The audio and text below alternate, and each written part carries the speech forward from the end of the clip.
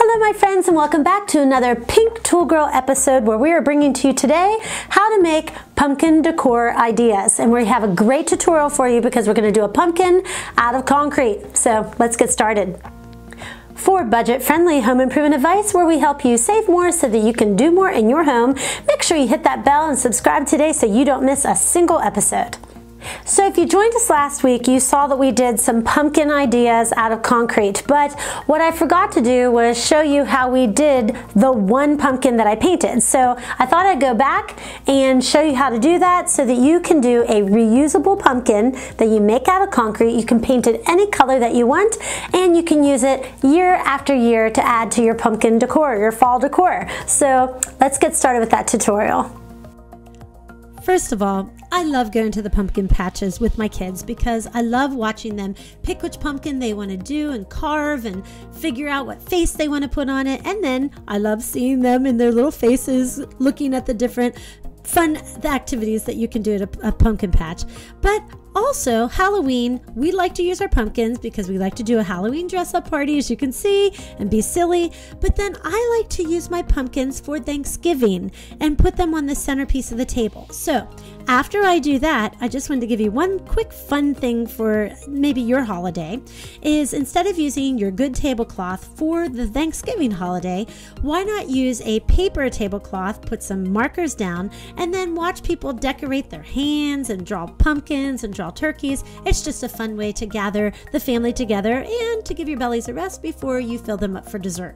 But I wanted to give you some options of how you can decorate your pumpkin. You can customize them with initials. You can put feathers on them. You can make them shiny. You can have them be glass. You can put raffia on them. So there's just so many ways that you can decorate a pumpkin for both the Halloween and then through Thanksgiving, and using a concrete pumpkin is the best way to be able to have it be fresh for both of those seasons. There are a few tools that you will want to have handy so that you can do this concrete project and the cleanup is a little easier. First, rubber gloves always make a paint or concrete project go a little faster because then it's not on your hands. 2, we used a utility knife.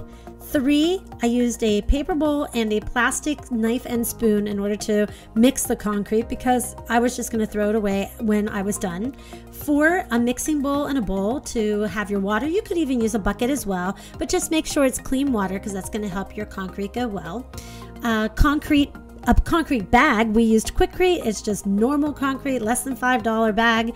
And because the pumpkin mold is a little deeper, I did have to use the bamboo stick. So you just want to make sure that whatever mold you're going to use, you have a stick or a chopstick or a stick from your outside that you can get in there and make sure it gets into all the corners because that's going to help the mold be fuller once it's dry. After mixing several bowls of concrete, I did make sure as I was experimenting that the consistency of it wasn't too runny. As you can see at the beginning, it was a little runnier, and then as I got through the project a little bit more, I started adding a little bit more concrete, a little less water, so that it wasn't too runny. So I would say about the consistency of a thick cake was about where I wanted it to be. After I dumped several bowls of concrete into the mold, I did pound it a little bit to make sure that the concrete went into those little areas so that the mold didn't have any bubbles. So make sure you do that if you're using a mold.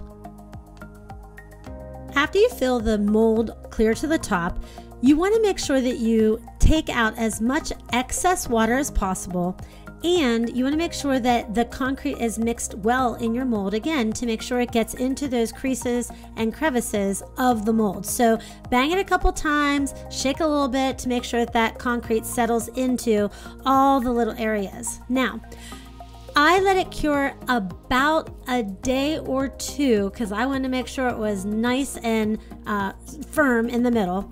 And then I took the utility knife and I cut the paper mache away from the concrete. You do have to work out a little bit. Make sure that you cut away from you so that you don't slice your hand. Nobody wants an ER visit. I always think about that. So make sure you either cut down or cut away safety first. And you also want to make sure that the blade of the utility knife doesn't go into your concrete. It's cured and it's pretty firm and solid, but I did nick it a few times before I realized, oh, I guess I need to cut a little, cut in between the mold and the paper mache. After I got it started, then it started to peel away. I did read up on, could I have used some type of oil or some type of, lubricant inside the mold? Yeah, I could have, but because it was paper mache, I thought, how hard was it going to be? It was going to peel off. And really, in the end, it wasn't bad. You could use a little bit of a sandpaper in order to get that excess paper off before you go and add your ornamentation and paint.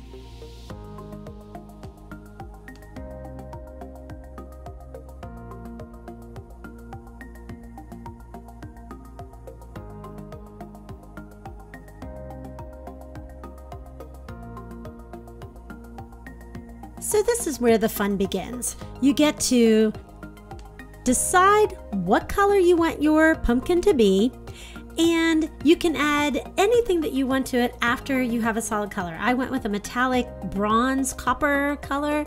I guess that's more copper. And I still use it. This is a project I did about 4 years ago, and I still pull out the pumpkin. I still put it on the pumpkin on the table. I'll put it outside. I'll just kind of move it around the house.